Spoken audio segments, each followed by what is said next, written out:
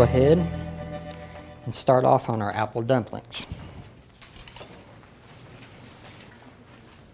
Now you want to make sure and preheat the oven to 400 degrees.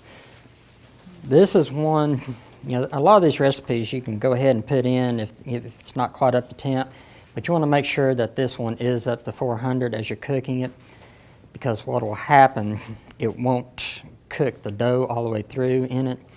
So make sure to have it preheated really well before you start making this one. Now the pastry dough, you can buy that in the freezer section, or you can make your own, depending on what your preference is. You can also get, there is a pastry sheets, which is a little bit flakier. It goes really well with this recipe too. If you do use that, you actually want to cut the temperature down, about 10 degrees, because it will cook quicker if you use that type of dough. Okay, so we'll go ahead and take our apple and do the fun part again. Actually, that thing's, I always do better using this, so we'll just do it this way. Of course, if you got one of those little handy-dandy electronic ones, it just automatically peels it for you, and it works really well. Of course, I always keep very sharp knives, so I can sit there and cut that down, no problem at all.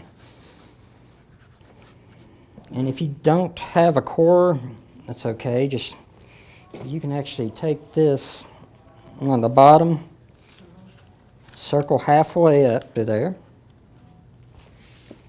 Go ahead and get the rest of that skin off. And if you like the skin, I've actually had it where people would cook this with the skin on it. And it does soften up, but you have to be careful which apples you use for that. Now the Granny Smiths, they cook really well. The Golden Delicious does not. So the skin's a little bit tougher on that. Okay.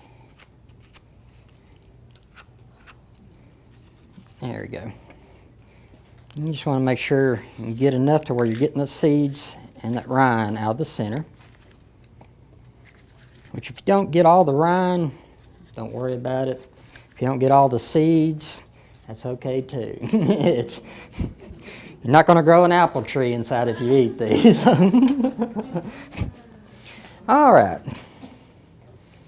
Now if it kind of wobbles like that, let's go ahead and flatten that up there, because it is very important that you have that to where it sits still, which you'll see why in here in a second. You're going to take a little bit of butter. Now the handy thing about these, most sticks of butter that you get nowadays, it has it marked by tablespoons. You want a tablespoon per apple. So go ahead and just cut that as so.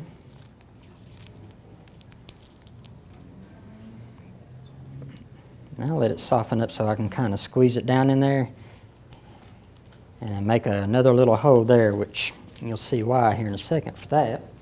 Because what we're going to do is we're going to take just a little bit of the brown sugar and stick down in the hole like that, because as this cooks, it melts down and it's going to go inside the apple, and then it's going to absorb into the apple itself from the inside as well as the outside. Because you are going to be taking this around the base.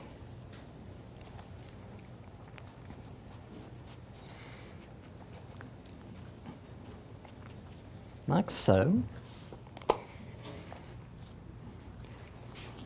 Now with the nutmeg, you just sprinkle a little bit of it over top. And the same with the cinnamon. And if you want to, you can actually add a little bit of cloves to this as well. That's one of my personal preferences. I love cooking with cloves, anything with dessert especially. Okay, so what we're going to be doing now, you want to take opposite corners, and just fold that over.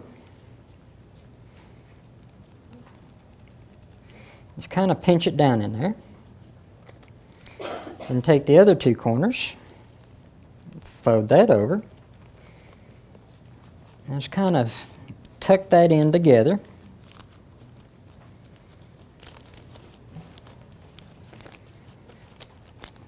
trying to keep the base a little bit flat so it'll still set well as it's cooking. Okay. Go ahead and remove that. All right, what we're going to do is get a mixing bowl. Now, this is the Wild Mountain. It's, Food City's version of Mountain Dew. Or you can use Mountain Dew, or you can use any type of citrus-based soda goes really well with this. Go ahead and throw about a cup of that in there. 2 cups of water there. And the sugar. I had somebody ask me, so aren't you supposed to cook that down on the stove first? Make sure the sugar, you don't have to with this. Stirring it up, letting it naturally dissolve into the water, and as it finishes cooking into the pan, it'll start thickening up a little bit, making a nice kind of a syrup texture, which goes really well with the dumplings. But you do want to make sure still stir that up some. And of course, your vanilla.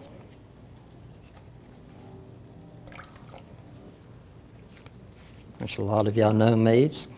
I'm bad about not using measuring utensils because, of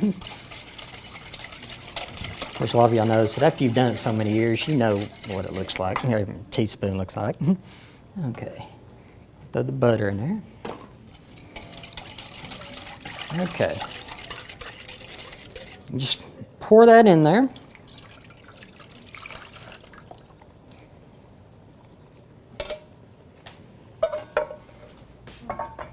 And you're going to bake this, like I said, at 400 degrees, approximately 45 to 55 minutes. It really depends on the size of the apple.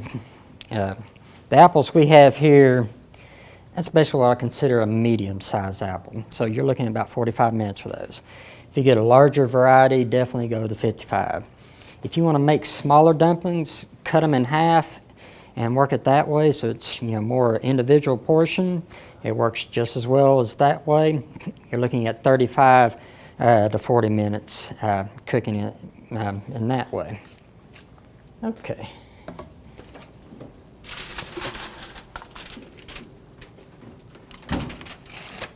And then, when it comes out, you get the nice golden brown texture on the top. It's still a little bit soft on the bottom, but that's supposed to be that way. It's like a dessert dumpling style.